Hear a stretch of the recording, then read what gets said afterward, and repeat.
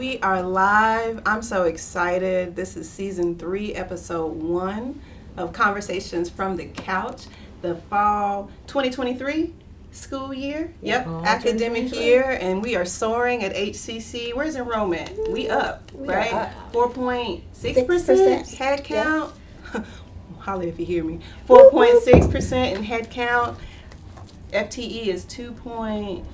I knew you would say that. I think 2.3. Okay, but see, I was a historian. We're 2% for sure. We're 2% above where we was this time last year. So we're excited to welcome you all to Conversations from the Couch. We're going to give just a couple seconds, maybe a minute or two, for people to get logged in so they can enjoy what's promising to be a wonderful conversation about Hispanic Heritage Month, right? Yes. And how long does that go? It started September 15th to October 15th? It's correct. It is correct. Right. From September 15th to the October. To October 15th. So we've got the wonderful Wanda with us. We have Dr. Grays. We'll introduce them in a couple seconds.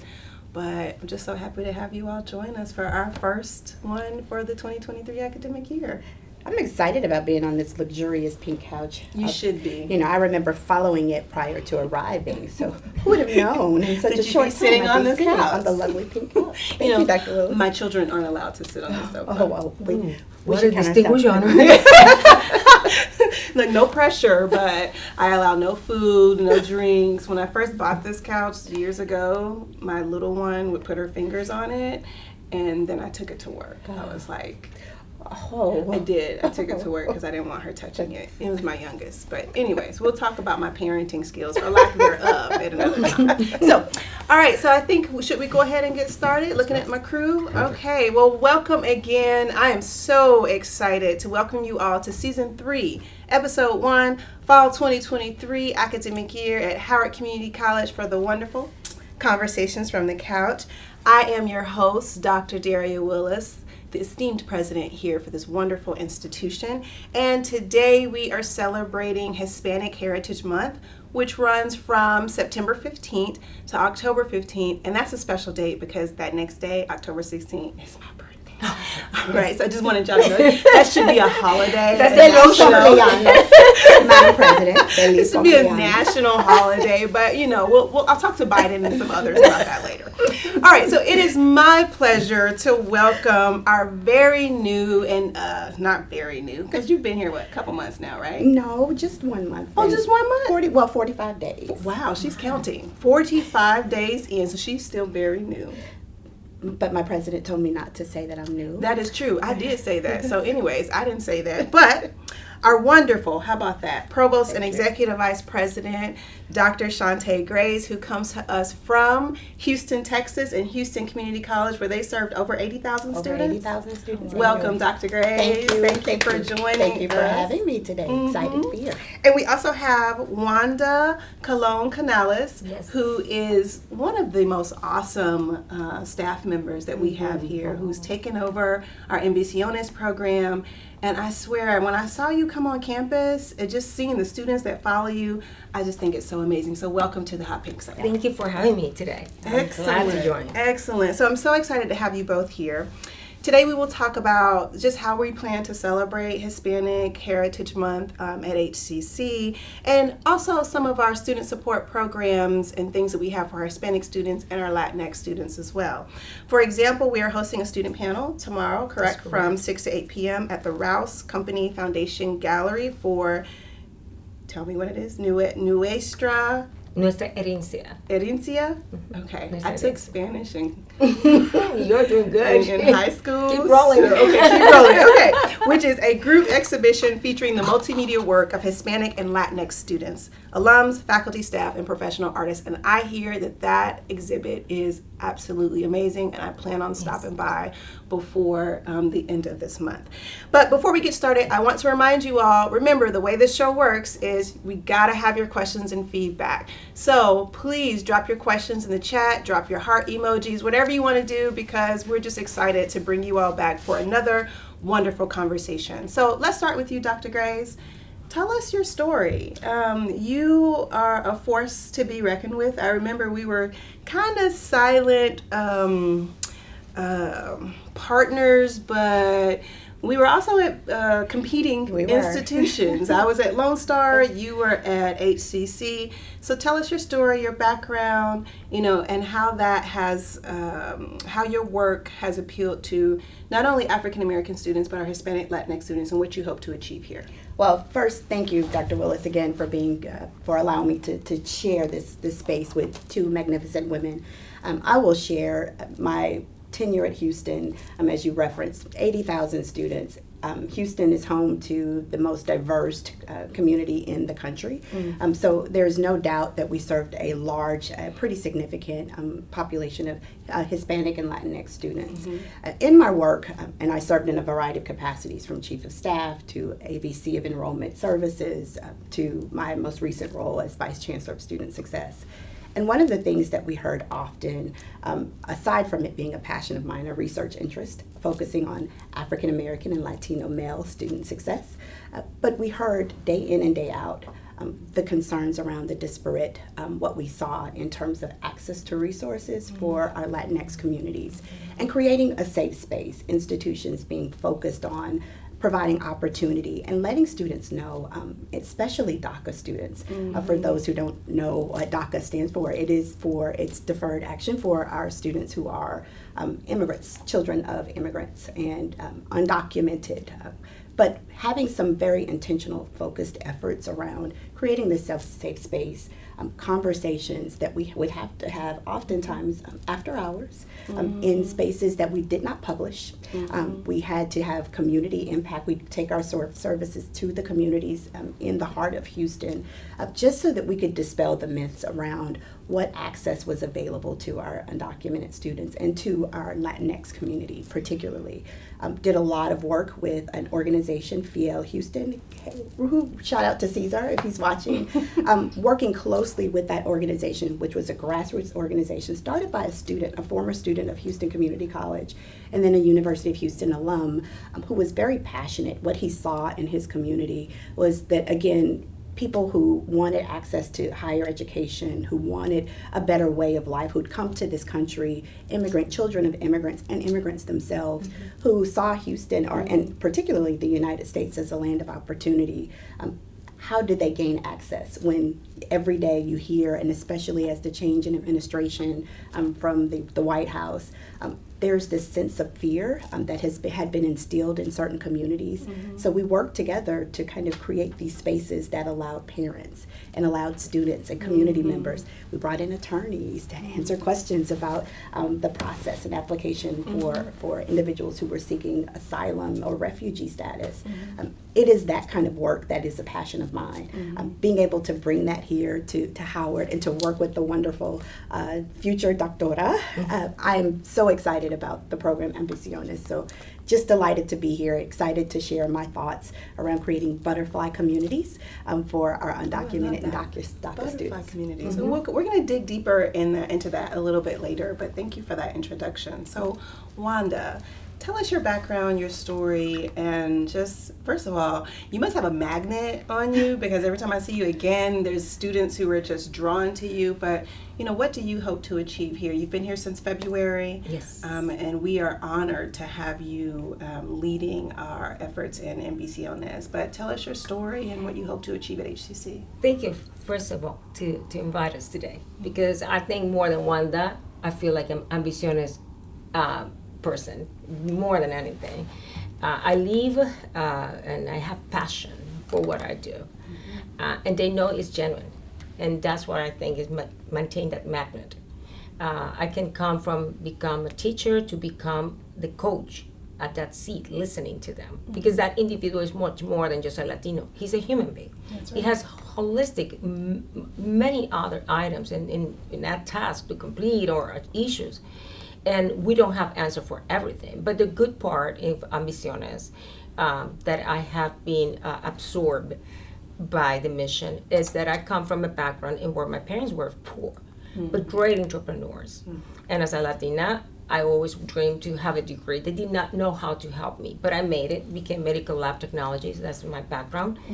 And notice that at that side, the students, groups like Latinos and Afro-American had a hard time in passing the war.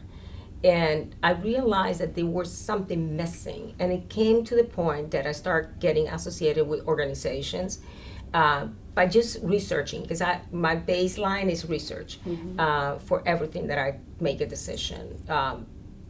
And that was the time, and I realized I want to work with my Latina students. And the first day I entered into higher ed, indeed it was an HBCU with a Latino initiative. I found Which out with HBCU? Central State University. Where? In Dayton, Ohio. I Oh, mean, in in- Wilberforce, Ohio. Okay, wonderful. Yes, and that was when I realized that it was a passion just to help them, to work with them. And people think it's workaholic, many hours. It's not true. It is that when you work with an individual, there are many aspects of that individual. And if you really put in yourself in it, and you relate to that message of the parents not knowing, the system not supporting, then you realize that it make part of your life. In regard to the program itself, and I get involved with the White House Hispanic initiatives. I learned a lot from them. The LULAC, I serve as a vice president there, and that's when I intentionally. What is LULAC? LULAC stands for League of United States Citizens, and it's a council. It's a council to move the agenda, like La Raza and many other ones. And it's understanding the multiple sides of the issue. I'm originally from Puerto Rico. We don't have an immigration status issue, but I do realize that many multiple other layers of being Latino, Hispanic, in this country. And so that's when I grew more into how to identify and work like a village. And we have an amazing village in HCC. We do have people who care. We do have people in offices that if they don't have somebody speaking Spanish, at least they teach me, and we elaborate it in a way that the student and the parent is served. So if you're not in an institution and where they do not understand the commitment, then it's hard. But here, I love the sense of my community, my colleagues, our pride or career lanes. We are stronger together. And if we separate, we cannot work separate. I love that. So let's talk about those spaces a little bit more, because you alluded to it a bit, Dr. Graves, and Wanda, you mentioned it as well, because when we think about just our subgroups of students that we serve, and especially our students of color, and the variety of different shades and populations, and just their experiences that they come from. You mentioned butterfly spaces, and just makes me think about the idea of safe spaces for our students. So, why are safe spaces important? Tell me more about butterfly spaces. Although I'm a college president, that doesn't mean that I know what that term is. So I'm really eager to learn. And then how do we implement these safe spaces on this campus for our students? So either one of you can just jump right in on that one. Sure. So I'll share that the butterfly is the symbol for DACA students. It is universal in its design, and it's an So I indication. look really stupid, huh? No, I'm you do not. Whoops. We're a learning organization, so you're learning. But the butterfly symbolizes a safe space for DACA students. That means that there's an advocate, there's someone there who could serve as a resource to provide the support that they need and answer questions. Many institutions aren't aware of that. I most recently learned it after engaging with colleagues and learning more about the Latinx student experience. And it's only when we take that intentional step to educate ourselves, to understand the students we're serving, that we realize that there are other opportunities to expand that kind of knowledge across an organization. So Absolutely, and I think you inspire us as well in this short time. Because we had a group of students that part of being an Ambiciones is for them to do the study hall. I sit with them, coach them about time management, how to block their time so that when they get out of the school, they already have completed their homework, they have completed everything, they need a calculator or whatever, we supply it. And for some reason, we were working, the students are getting momentum, sometimes filling up that space, and Dr. Gray stopped by and thank you so much, and is looking for that safe space, because I agree, the sense of fear, it's something that we encounter in the first conversation with the parent and the student, and it's a fear that doesn't have basis, but it's for the experiences. So let's talk about that a little bit more, because when we have these special months, that we have set aside. So I think about, y'all remember that McDonald's commercial, 365 Black. They really came out with 365 Black during Black History Month. And he was like, okay, and I don't see 365 Black no more. But anyways, so what should we be talking about, not just during Hispanic Heritage Month, but what are the issues of our Hispanic and Latinx students that surpass a 30-day period that we need to be thinking about? Because my vision one day is that this institution will be a HSI. I really, really want to see that. So, like, A, how do we get there? But then B, what are those issues that we as an institution need to be focused on? Yeah, I think from a cultural perspective, and thank you, kudos to you for having that vision and clearly articulating that. I think part of this is just understanding and dispelling a lot of the myths, right? Using what I would call a affirmative position for recognizing the rich culture that diversity and opportunity brings, particularly the Latinx community. We know that that is the largest growing population and demographic in the United States. We would be foolish not to recognize it and not to understand that if we don't prepare to better serve this community, to identify how they navigate college and what resources would be necessary to ensure their success, we would be doing a huge disadvantage to not only this community but to the United States as you think about it as a global entity. So part of that is just building this sense of culture and community where people are recognizing on a daily basis, this just happens to be Hispanic Heritage Month, but we celebrate and we recognize and value cultures every single day. We recognize all of the assets that students bring. Having a diversity of thought and opinion and lived experiences is what makes that universal student experience so much richer. The more that we have these kinds of conversations where we can elevate it, not just at the executive level, but thinking about how we build advocacy groups among our students, having a great student representation among Ambiciones. I went to the Black and Brown barbecue, loved it, by the way. Heard you did the whole line dance. I did. I was out of town, let me just say. I would have been line dancing too. I did. But I'm a little jealous, a little jelly, but it's those kinds of communities. We had the and entire experiences. college out and celebrating and recognizing that this is a group we really need to wrap our arms around, particularly males and males of color. If we don't do that now, again, where does that leave us in terms of our global ability to compete? So being intentional, we don't call this thing a thing. It's just a way of life, and then creating opportunities to elevate that through recognizing space as simple as the butterfly pen, a sign, a nice mural on the wall. I love that. That's correct. What do you think? What I would say is that, like a Black History Month, we talk to other students in Hispanic, and we don't stop to be Hispanic when October 15 ends. There's an agenda. For real?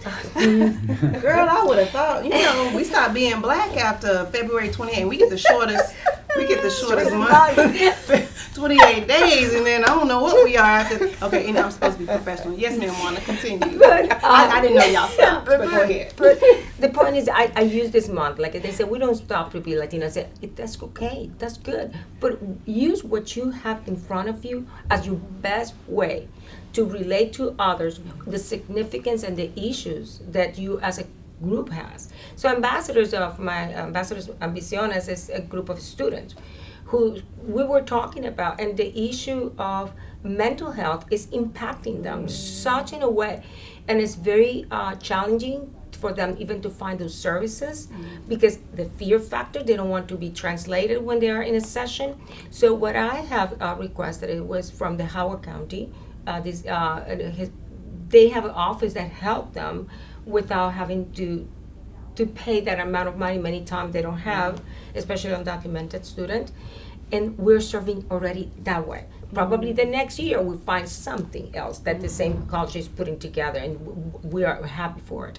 So bottom line is maximizing and put our voices in the needs of the students, and not what I want, but what my students are saying, and then what I encounter when they are in a session with them.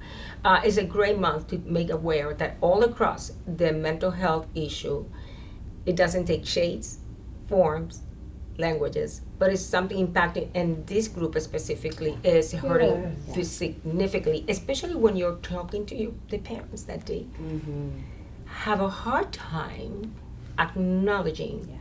I was going to It's a ask, is there a challenge. same, and I know we have to get to questions at some point, but is there the same level of, or not same, is there a stigma in the community about mental health? And I'm not going, I don't want you to speak, for everyone, but it just seems like times are changing, and a lot of, I hear people talk about mental health more, and I'm very cognizant of that, as the leader of this institution, of the resources that we need to put around it. But do you see that students are afraid to come to you to say, I need some supports for mental health? I mean, we go into the doctor as a preventative measure. When I think of mental health, that's a preventative measure. We should be talking to somebody to get my brain right, whatever that looks like. But is there a stigma with students? And if so, how do we help them see that there's nothing to be ashamed of, and to get those supports? As you were talking, it came to me through students and one parent. Because yes, it's still that stigma, but that's where we do well. The word education doesn't mean just earning a degree. Education is also be able to give the tools and engage that student and tell them, listen, this is cases that are happening. Do you see reflecting yourself? And get them there until they acknowledge the situation. That takes time, but it is what it is. Yes, we do have a stigma, and it's not coming from the student, it's coming sometimes from the parent. And due to that, that's why we have taken this initiative of a parent academy that we will start as an initiative. At HCC? Yes. So the goal is in collaboration with the Hispanic Achievement Office, we are putting together a curriculum that is to 5 sessions, different month, with some little homework. That they understand you have this. This is not wrong. This is here because you need it. And how we can be able to put together the platform of educating that community in the overall. So when they come as a student, we know that they already have an open mindset. It's like you said, prevention is very needed. And there are areas of our programs that are understanding that. And that holistic, shift that we're getting into educating the student and advising the student, it's significant in this process to make them aware and break that fear. I love that. And the Parent Academy. You want to add to that, Dr. Gray? Well, I would just add, number one, outstanding. Yes. And I'm not surprised with Wanda sitting on the seat. I imagine you've been here a year. But I will say, we have student personas that really does give us, right now, some qualitative indication about our student ability. We're going to ramp that up because I think understanding, and that means having conversations, having the student voice reflected. We make a lot of assumptions about needs, but we know that there are cultural norms that we should anticipate that also influences students' decisions around post-secondary ed. There are other resources that we haven't anticipated we should establish, like parent academies, that really should inform how we move as an organization. And I think leveraging what we know about our students currently, but asking those questions and anticipating, particularly for Latinx students, La Familia, and how we engage La Familia in this entire process from start to end. Yeah. I love that. And the end product is retention. Yeah. Yep. That's the And end completion. And completion. Yep. Absolutely. Wonderful. Well, I think that's a perfect segue to start getting into some questions for these wonderful women that have joined me, and women of color, by the way, that have joined me on the Hot Pink Sofa. So do we have any questions in the audience, Matt? We have some pre-submitted questions, and we do have some love, though, in the comments. We have Udo Kalime just says that they just registered and can't wait to join. Yay! Welcome, welcome, Udo. And then we have one viewer who seems to know Miss Wanda, Nella00K, so maybe we know. But they say, yes, Miss Wanda, with a bunch of exclamation points. See, she's like golden across the face. Love it. Oh, I love them. I love them. And they love you my back. students. Yeah, they're my students. And thank you for the support. So that, and then as far as the questions, please, if you're watching, throw in a question for us. We have one that was pre-submitted. It says, can you get there from here at HCC? You absolutely will. We believe in meeting our students where they dream. Absolutely. Do we not? Absolutely. Yes. And we're talking about La Familia, the Parent Academy. Are there any other types of resources and supports, Wanda or Dr. Graves, that you all, I mean, I know we have several, but that really shine the light on this population that we're talking about today? I think so let me just first say, Howard Community College is unlike any college I've experienced. Now, granted, I've only worked at one, but I've experienced it many others, right, in terms of research. The resources that are available to students are top notch. Silas Craft, the scholars, our honors and undergraduate research. These are programs that are accessible to all students. Again, we come from an appreciative, proactive approach where every single student is an honor student and has the potential to do that. So we encourage students to take advantage of it. We're dispelling the myth that honors is for a unique population. You have to demonstrate academic efficiency. We have supports to help students get there. So I would say to those who haven't, take advantage of first your advisors. We're having assigned case managed advisors, but all of the student leadership opportunities through student government and other student organizations. These are amenities that we provide to help enrich the student experience. And it is for every single student. It is not just during Hispanic Heritage Month or Black History Month. Again, this is to create a more diverse student population, to give them a more diverse experience, to make them global citizens of the tomorrow. Right? And if they are looking for a community, that it's an extension of a safe place where they can reach their ambiciones, this is the right place. Even in a program, and our program is not the way you started. You can start not probably being the 3-point, but it's how you will prove yourself that you want to go to. Some people disagree, but I always tell them, I don't believe in dreams. I believe that if you have actions, if you have a goal, and we sit down and make those actions, and we unfold and change the attitude about what you need to reach, then you make your dreams come true. Come on, Ms. Wanda. It is You better about preach. and they know. I said, we're gonna have to set boundaries, even within the family. They love you, but you have to take care of you.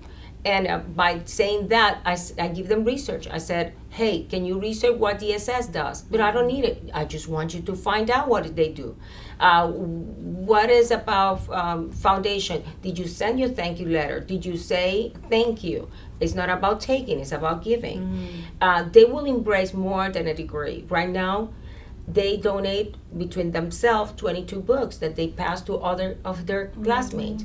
So it's about developing the skills of getting that education, building the leadership, and finding the resource. If they start learning how to use that phone, not just to be watching what they want. No TikToking. It's correct. And even I find myself scrolling and TikToking.